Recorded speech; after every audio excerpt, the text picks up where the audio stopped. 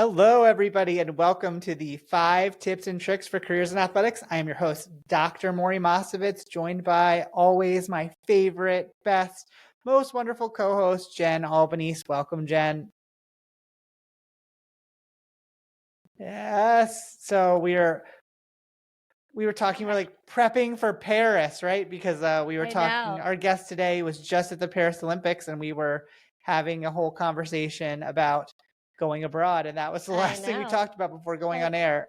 I know. So you've been to Paris, obviously? I have. We my parents took us, which I thought was very cool. When did you go? How old were you? I gotta say, like right after college or right at the end of college, maybe.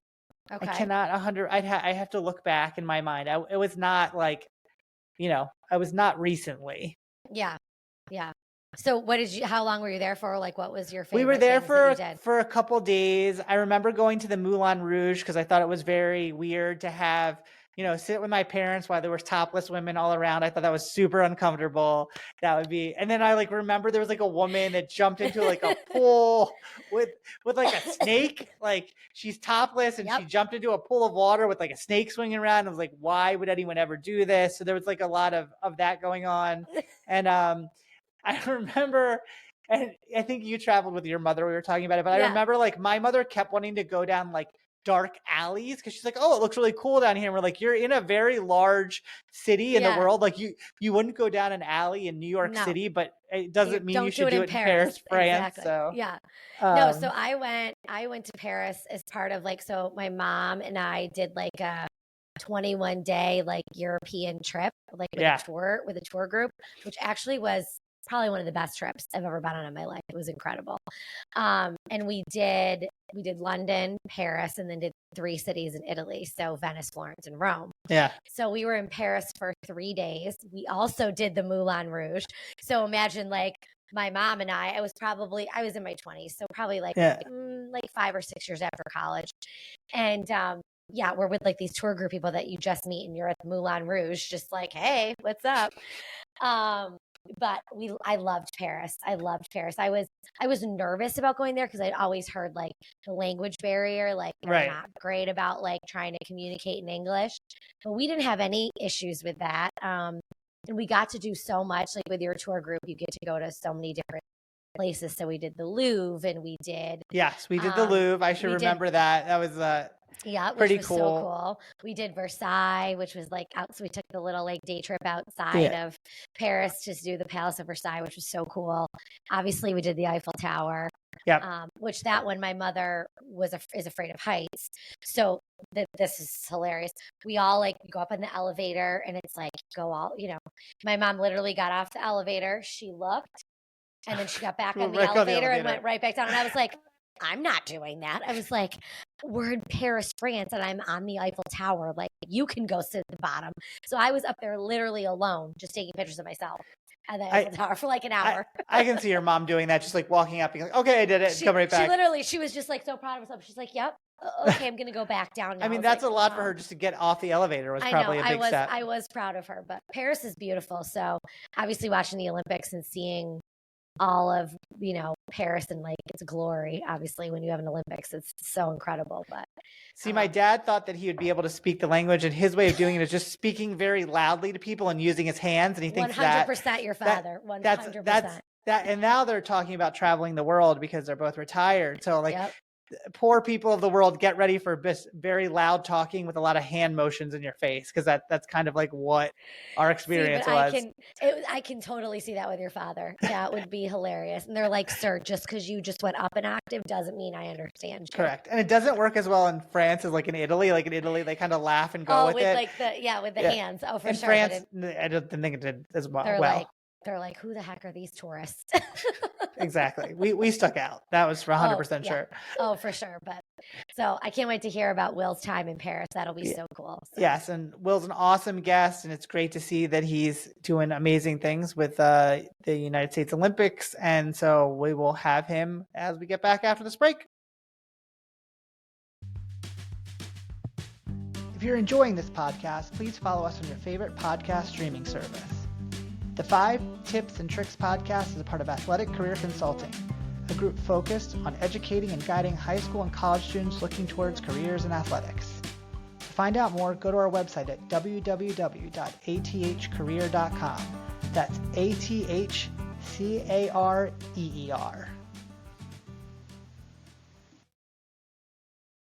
Right, everybody, welcome back. Maury, let's introduce our guest. We're going straight awesome with this one. He served as a sports information communications director for Arizona State Athletics, where he spent 3 years overseeing communications for the Sun Devils. Over the course of his 8-year career in college sports communications, he worked at Syracuse University, the University of Toledo, and Ohio University, collaborating with over 20 athletic teams and managing everything from media relations to multimedia content creation. His career also included 2 seasons interning with the National Hockey League, as well as a stint with Columbus Eagles FC. Beyond his communications experience, our guest is an accomplished photographer who has covered professional events, games, and tournaments. A native of Columbus, Ohio, his passion for storytelling, photography, and professional development continues to shape his career as he makes his mark in sports communications. Currently, he serves as the director of communications at USA Weightlifting in Colorado Springs, where he is responsible for creating and overseeing the organization's communication strategy. His work includes managing media relations, social media, and USA Weightlifting website, and both internal and external communications, all while reporting directly to the CEO. We are excited to hear from Will Edmonds. Welcome, Will. Hi, Hello, Will. thank you for having me. When he said about photography, I was like, "Yep, he photographed my gender reveal." Remember that? I forgot Will? we did that. Wow. My gender reveal for my second child. So Michael, Will's covered everything. How's she doing nowadays, by the way? Well, yeah, Natalie is 6 and Michael is 4. So that was 4 wow. years. That was almost 5 years ago now. That's insane. But those were the best pictures ever. I'm not kidding. Like, that was so much fun. So when you said photography, I was like, oh, yep. Yep, Will's covered it. Will's got it. My best work right there. Well, thank you so much for doing this. Before we jumped on, we were talking about the Olympics and like all this amazing experience that you have working with, US Olympics and US weightlifting. What a cool experience, like just getting into that. How did you connect with getting into USA weightlifting? It's funny. I never thought I would ever work for Team USA. I never really paid attention to weightlifting at all. I just kind of hit a point when I was at Arizona State after 3 years. I just kind of felt like I was ready for a next step, ready to move on. And I'm looking at job descriptions, and I come across USA weightlifting, and I'm like, you know what? I do kind of like working with sports that have those body weights, those body weight categories. Yeah. Because I was coming off of 2 years working with wrestling, so I'm used to having athletes cut and go up and down, and just like everything that goes into that. And it was obviously working for Team USA, representing your country. I thought that'd be a fun challenge, looking at what the organization needed, and like looking at how I was trying to grow professionally. I just saw like a lot of things that were lining up. It's like, you know what? Let me take some faith, put in my resume, and I applied. I actually got a call back 2 days later, directly from the CEO, and that was the first interview. And here we are, just over a year later. Yeah, going right into the Paris Olympics, which has to be so cool to actually like get right into, the Olympics within a year of you. I think you said of you actually taking the job. Yeah, I mean, it was nerve-wracking. You come in day one, and CEO says, "Okay, like your first and primary priority for the next 9 months is the Olympics." And as a communications director, you're sitting there like, "Okay, no pressure." Kind of a big deal, but not like it's only the Olympics. Yeah, and like it's like most things you can kind of kick them down, like, oh, it's 4 months down the line, it's 5 months down the line. It's like, no, the Olympics are 9 months, and they're going to come real fast. It's coming. And especially for me, brand new to the position, I'm a one-man crew. They hadn't really had a communication director in a few months. And we were actually favorited for 2 with the possibility of 3 or 4 medals going into that. So it's not just getting ready for the Olympics, it's getting ready to have some of the best athletes on the planet on your team. Yeah. So it was like sprinting, but it was fun. I learned a lot in those short 9 months. Came back with 2 medals from Olivia Reeves and Hampton Morris. Yeah. First medals on weightlifting in 20-something years. That's awesome. That's so incredible. So great That's experience. Awesome. Nice. Well, that's awesome to hear, but we want to hear from your tips and tricks that you have to give all those people out there that want to get into the world of athletics. So throw us your first one. Yeah, my first one's going to be just learn to write. I tell every student I work with and every student, whoever calls me and asks me, hey, like, what are tips to get to where you are? Learn to write. Because whether you're talking to the boss or internal communications, external communications, you have to be able to tell a message. And, as we've progressed more and more, I've noticed that more and more students just kind of lose that ability to write and put thought to paper. So if you really want to stand out against the crowd, just learn how to put words to paper, learn how to be punctual, send a good email, write a press release, all those things. And more importantly, too, just learn to talk to people, like learn to communicate in general. Yeah. Because there's a lot of people who have the technical skills, but they don't really have those soft skills. They can't really, again, like tell those stories. They can't take what they're hearing, take what they're listening to, put it on paper and share it with someone else. So if you can do that, you're definitely going to be looked at very quickly. I think it's funny because I hear that, I feel like it's cliche, but a lot of times the storytelling, like you have to be a storyteller, you have to be able to like express yourself. And like in the world of AI, oh, I can just put it into, chat GBT or something. And the reality is like that can only pump out what you put into it, right? So like if you can't tell a story, if you can't communicate to people, it doesn't matter what you do, and make sure that it all looks right and sounds right, because those computers can't do everything for you. No, absolutely. I mean, because no one's reading like a full press release just for the stats of what happened in the game or whatever. Right. They can look at a box score and get that up pretty quickly. But they want to know the emotions of the athlete, emotions of the coach going into the event, coming out of the event. What's the storyline going after it? Why did this athlete write these people's names in their shoes? Why was this athlete looking at this like one particular spot in the crowd over and over again? Like you need to be able to tell those stories and communicate that information. Yeah, you can use AI and a lot of like automated sources to get like the quick stuff out, but like people want to feel, and it's your job as a communications director to make them feel and give them that knowledge. That's so good. I think about like, even if you don't want to be in the field of communications, you still need to be able to communicate, whether it's in a meeting or on a Zoom meeting or a call, or when you're sending an email, like those communication skills, again, like you said, AI can only take you so far. Like you got to be able to have those soft skills. And I feel like students right now are not thinking about that. Like you still need to be able to have a face-to-face conversation with somebody. You get so much farther when you talk to somebody face-to-face. And if you're shooting them a text or through an email, like I get so much more done if I go down to Maury's office or I go somewhere else and we talk through it so much quicker than, writing the email or having something really generic. So that's a really good point. I like Awesome. that a lot. So very, very good. Good start off. Okay. Well, let's go with number 2. My second one was just kind of have a focus of where you want to go and be honest with yourself and what you need to do to get there. So for me personally, when I was looking at how I want to build out my career and how I wanted to grow, I was looking at job descriptions all the time. I was sitting down with myself probably every 3 or 4 weeks, and I was looking at, okay, this is what I can do right now, and this is what the job that I want to have, this is what they're requiring. What can I not do that's in that job description right now that I can start doing in this position or set myself up in the next job to get going? And that's really helped me get here. I'm only 8 years out of college. I never thought I'd be working for Team USA, going to the Olympics, but here we are. I think part of that's because of that focus I had. So for that next generation, I would say, wherever you want to go, you can probably get there. But you need to have a very clear path of what you're doing and have a clear progression, because someone's going to just hand it to you. You have to work for it. That's a great tip.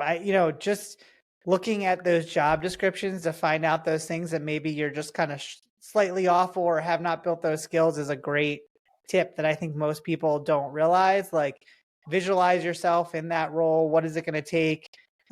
Make sure that you built that skill, because it could be hard that you could be setting yourself up for a job that maybe you're not able to accomplish because you haven't built up that expertise yet. So what a great way of looking at it.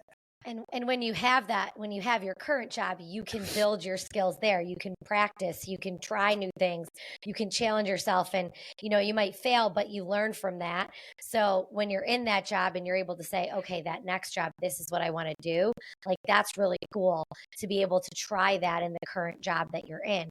And that can also help you grow in the current job you're in too, where your boss might say, wow, you can take on more responsibility, or, oh, you can handle this, like, and that's helping you kind of build your self-worth wherever you are, whether you want to stay where you are and grow in that organization, or you want to keep getting that next job. So that one's really Yeah, you're good. absolutely right. I actually have to give a lot of credit to Syracuse for that line too. Because when I came in, one of my responsibilities was turning video for social media. I had never edited any video. I've never made highlights. But I started working with Tyler Cady, and he specifically sat me down one day, and we spent probably 4 hours learning how to use Premiere Pro, learning how to cut highlights, learning how to pull broadcast footage, just kind of teach me slowly throughout that year then how to actually like make videos and turn those around faster and make them more creative. And that's something I've had to do at all my other jobs. That made me stand out at Syracuse a lot. I mean, helped me stand out at Arizona State a lot. Mm-hmm. And some of the work I did then with video at ASU and at Syracuse then helped me land this job too. That's pretty incredible. A little shout out for Tyler. We love Tyler. We love Tyler. He's the guy. Yeah. But you don't even know what's coming down the pikes. Like that's another example of like you might not appreciate it at the time and not really realize like how big an impact some of these things that you're doing all of a sudden means, and why it's worthwhile to put that time in. It's like I can't even, reflecting, you think about, I'm doing this and like, why am I doing that? And then, 3 or 4 years later, like, oh, I understand that. I did that, when we were putting this piece together for the building, or when we were designing this on a construction site. And I go, oh, that's like this. And you never really know when that comes back around. Oh yeah, never. That's actually been one of the more entertaining parts about this current job too. Is because I am partly a one-man crew. I do have an assistant now. I hired a few months ago, but because I have to wear so many different hats nowadays, I'm pulling stuff back. I'm pulling out resource or thoughts and resources I haven't used in probably 3, 4, or 5 years now. Right. But because I took the time to set myself up way back then, now I could use those tools to help me continue forward. So it's just kind of fun, like looking back and saying, oh, you know what? Had I never done like this random project back in October 2018, I probably wouldn't be able to do it right now. Yeah, you can fall back on those experiences that you had that, like Maury said, you never know when you're going to need those again. And then you're like, oh, yeah, I need those. Especially, I can't believe you were a one-man crew. That's crazy. But thank God you have a little help now. Yeah, it's a lot, but I mean, again, it's fun. We keep it light as much as we can. Yeah, that's awesome. That's great. That's good. Well, good like tip. That one a lot. Yeah, that one's great. Yeah. Let's go on to number 3. So that actually leads right into the third one too. So it's just kind of have a toolbox, be multidimensional. Be able to do a lot of different things. When I graduated from Ohio University, I knew how to use a little bit of Photoshop, do a little bit of like just design and like website management. That's pretty much it. I had to self-taught myself how to use a camera for photography, and then like I was saying, I got taught how to use videos, focus more on writing. Kind of like every step of the way, I just kind of picked up a different tool wherever I was. You never want to go more than like 1 or 2 months without learning like some sort of new skills, tactic, way of thinking kind of thing. So just be multidimensional, have a toolbox going, be able to do a little bit of everything. Because eventually when you start applying for jobs, no one's technically looking like for the perfect person. They're looking for the right person for the position and the right person for the time. And so if you can do maybe 2 out of 3 or 4 out of 5 things in that job description, they're probably going to go with you because that's better than doing nothing. And you're probably cheaper than a guy that can do 5 out of 5. What would you say is like, if for somebody trying to get into athletic communications or that side of things, like what are those top 2 or 3 skills? Is it graphic design? Is it video editing? What are those like top things that you would say people should have experience Right in? now, it's video editing, particularly like TikTok videos, like anything short, vertical that you can walk out there, either talk to a person, record in 30 seconds, cut and turn around within like 15 minutes and get out within half an hour. Like if you can build that skill, you're going to be eons above everyone else. Because that is most jobs now. Like it's no longer social media communications or social media manager. That job's been packaged and moved into marketing in a lot of places. Now it's vertical content manager. We need someone to run our TikTok. We need someone to make our Instagram reels, and that's all in one once. Because if you get on those social media platforms now, all you're seeing is just video every single swipe. So if you want to stand out, do that. And again, learn how to write, because if you can edit video, and you can write a little press release, you are now the person who's going to be hired wherever you want to work. Yeah. Oh, that's crazy, because you think like, you got to be able to do Premiere Pro, you got to be able to do these long form videos, but it's so fast. It's like fast paced, like shoot it and put it out. Like it's as fast as you can do it. That's what you need to do. Anything you can do with the phone. The phone is with like your phone. Yeah, that's exactly. I was going to say too, like I actually haven't even opened Premiere Pro in probably 2 or 3 months. I've been using CapCut for the last probably 5 straight meets that we've had. Yeah. And our content, you can't even tell it nowadays. I mean, iPhone quality is so good, you can't tell if someone's using a camera or if they're using an iPhone. And so again, if you have a nice phone, you have CapCut, you're probably in the right position. Just go ahead and start cutting video. So we were doing a reveal for a construction project we had, and one of our content people comes out and they're like expecting, like the construction site guys are expecting like a big camera and he comes out with his iPhone. He's like, what is he doing? I go, that's how this happens. Like the guy, he needs to know how to use the iPhone. He needs to know like what direction it is. And I go, and by like the end of the day today, there'll be 3 different posts that relate to what just went out. And like the construction guys had no idea. They were like, are you kidding? I was like, nope, this is how it works every time. Like everything is on the phone now. Everything. Yeah. It's actually funny too. Like some of the videographers I work with, like they're in like this weird space where they've been doing video now for like 10 or 15 years. But again, because it's all video content, they want to use their phones. So if you just walk out there and start recording using your phone, people who don't know the industry are like, what is he doing? Like he's not, we didn't hire the right person. So they've started putting their rigs around their iPhones, and all it is an iPhone like with a fake lens in front of it, but it looks more professional, and so people take that person more seriously. So you have all these people walking around with like probably $200 worth of gear together, and like they're just doing the same exact thing because you have to keep up appearances for people who don't know the industry. So yeah, that's crazy. It probably would have helped out because the guys are on the side like, when's this guy coming? I'm like, he's here with his phone. Like that's how this works. Like I could have done it if I knew what I was doing, but they did say that they would be able to do it, and I was like, no, this is not. You would not have the capability of capturing what this person's capturing. Yeah. Oh, that's crazy, but that's interesting, and that's a really good tip because, again, like students they probably know, obviously, in this TikTok world, like everything is just quick, short, and fast. Like it doesn't need to be this long documentary type version of stuff. And there are time and a place for I think that kind of stuff. Definitely. But everything is so fast paced now. That's what recruits want to see. That's what, that's what they want to see. So I would guess that's where the jobs are right now though, too. Like, yeah. I think it would probably be more chance of getting those quick short form jobs compared to like these long documentary jobs are probably just not out there as frequently. Yeah. Or like you said, having it in your toolbox to be able to do all these different things is probably even more important. And to be able to like just build on whatever skills needed for that job. Yeah, I mean, especially when you talk to college coaches, all these new recruiting roles, like 90% of that role a lot of times is just being at practice and taking video. Right. Either the people either of the athletes walking into the court, walking off the court, locker room material, like in the huddle, covering like whatever the coach is saying. Like they just like want stuff they can pump out day by day by day by day. They want 20 videos in a week. They don't want 2 really high quality videos that take 10 hours to watch. Right. So yeah, it's all phones. That's crazy, but good. That makes sense. It makes sense. So it's the way the world is. Yeah. Okay. I feel really old. I know you said that. You and me both, honestly. I've got to be honest, I don't really love doing a lot of video editing. I don't really like being on my phone a whole lot. I try to outsource that as much as I can. Yeah. So anytime something like that comes up, I'm like, let me push it over to the 22-year-old. Exactly. Push it over to the younger generation who that's what they do in their free time anyways. Yeah. Like everybody's posting TikToks and stuff, regardless of if it's your job or not. I mean, that's what it is. So let them do it. I agree, Will.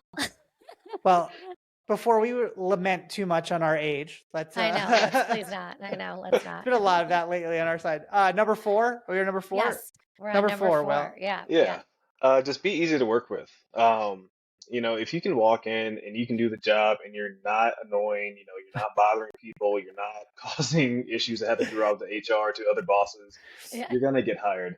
Because I've worked with so many people who can do the technical job, but then the second that they're done working, whatever they're doing, done editing, whatever it is, they're just miserable people to be around. They're always complaining, or they're showing up late, or not responding to messages, like little things like that. And I do a lot of hiring now in this role because we have competitions we have 5 competitions a year with like little things like here and there too. I'm doing a lot of hiring, and I've skipped over tons of people who are they can't respond to emails, they can't take phone calls, their texting habits are really weird, they're unprofessional in certain environments. You're going to get skipped over if you can't just maintain a certain level of professionalism. So just do the job, but don't be so focused on those hard skills that you forget how to just say hello when you walk into a room, that you don't know, or that you don't miss, how to respond to an email in a professional manner or in a timely manner. Like little things like that is what's going to help you move up the ladder. I love it. Don't be annoying. That should be the headline. I honestly, there's certain people that came to my mind as you said that, which is really sad. But like, same.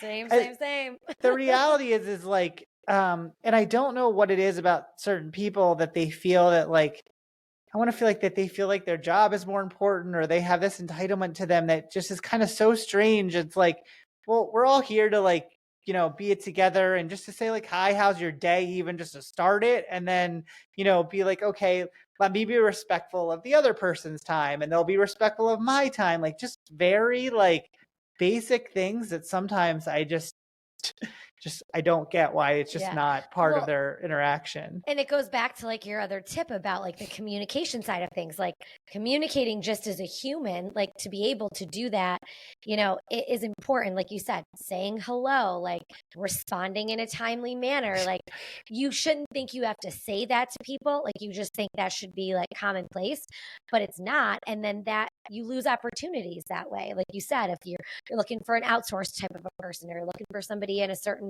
location because you can't get there. Like if you don't respond, or you're not easy to work with, like then you're not going to get that opportunity. You're not going to get that job again. So. I'm going to throw this out there. Just fake it till you make it, people. Like if that's not your normal, like, what is it, bitchy resting face? Like if that, just pretend to smile. Like just throw it out there, because the rest of us will just be able to survive it better. Right. But it's also like, if you're training someone, like, would you rather train someone who means well and like they're easy, like they're attentive, they're really trying their best, like they're not fighting back, or would you rather have someone who's like very short with you, like they're not really we're not really in the moment, things like that. You're going to take that easy person all the time, because I can teach you how to edit a video, I can teach you how to take pictures, I can't teach you how to be a good person. I also don't have the time or the energy to do so. So if you can just show up every day like, hey, I'm ready to be here, I'm locked in, I'm respectful, I'm just like looking to move up the ladder, I'm going to take you 10 out of 10 times. 100%. And a short little side story too. My assistant, he works remote out of Seattle. We brought him into his first in-person event back in August. That was the first time our CEO and like a lot of our other senior directors met him in person. And now we're trying to move money around to hire him full time, because he was such a good person in the moment.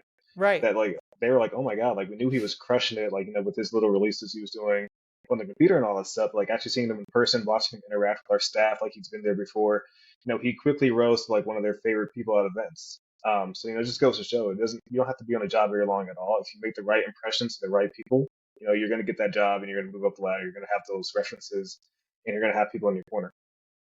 Awesome. That's such a good example. Such a good example, because again, you can be the best at your job, but if you're not a nice person, you're not a friendly person, and like you said, you're not easy to work with, people will take somebody who they have to teach that and take that extra time on their side of things and deal with somebody that they don't want to be around.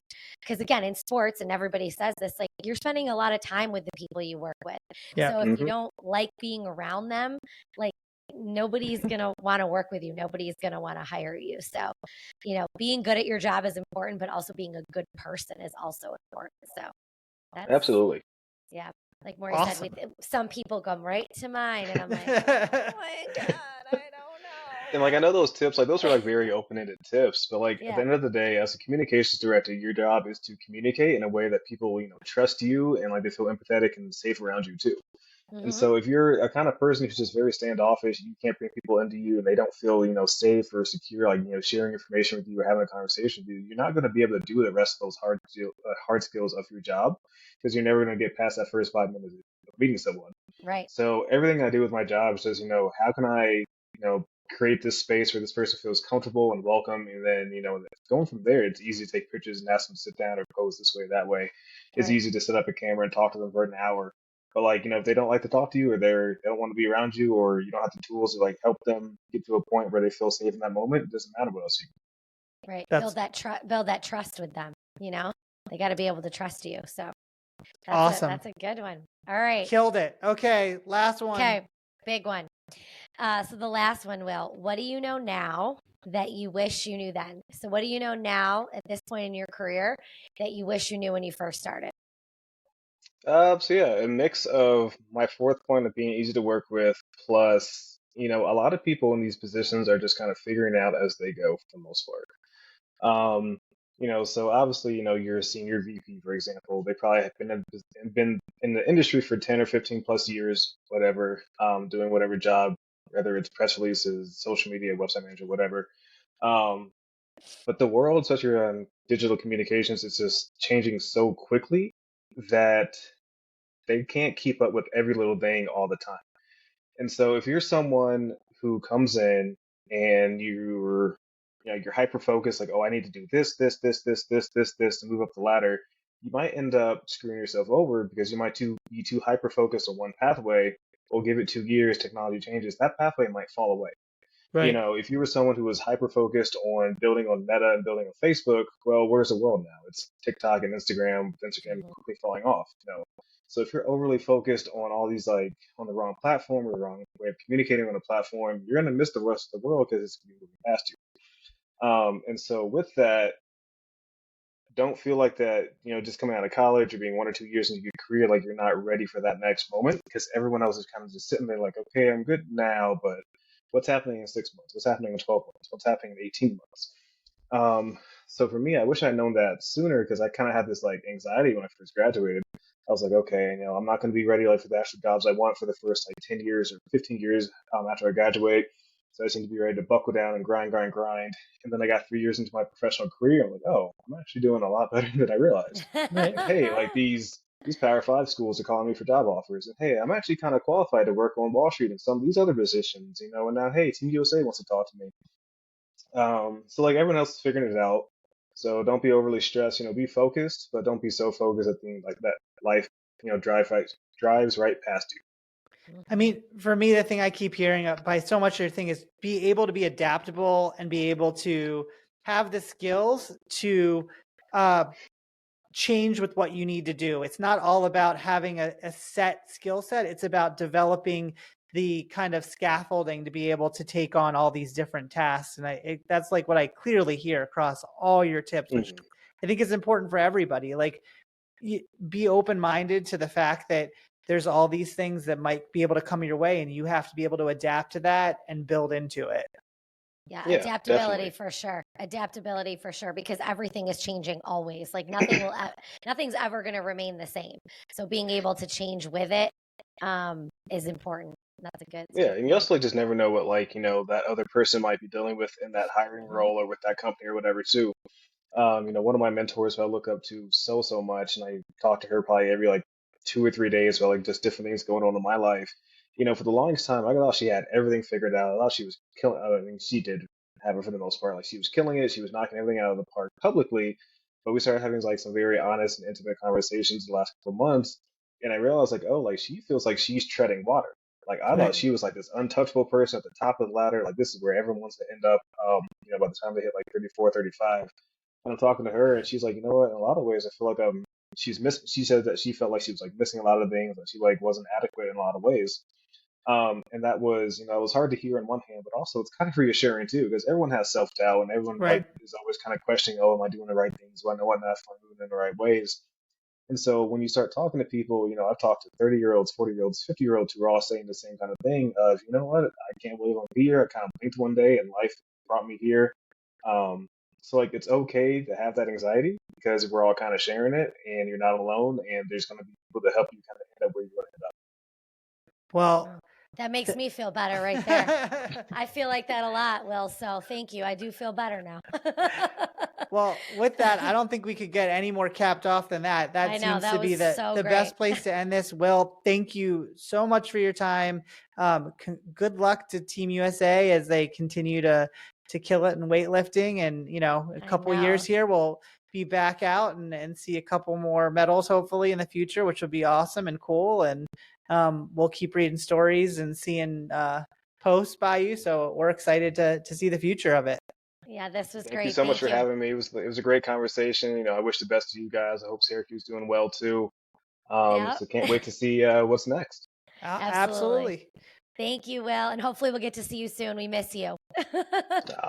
Well, upstate's a little bit too cold this time of year, so maybe like June or July roll back around. You guys start to thaw out. Well, come back around.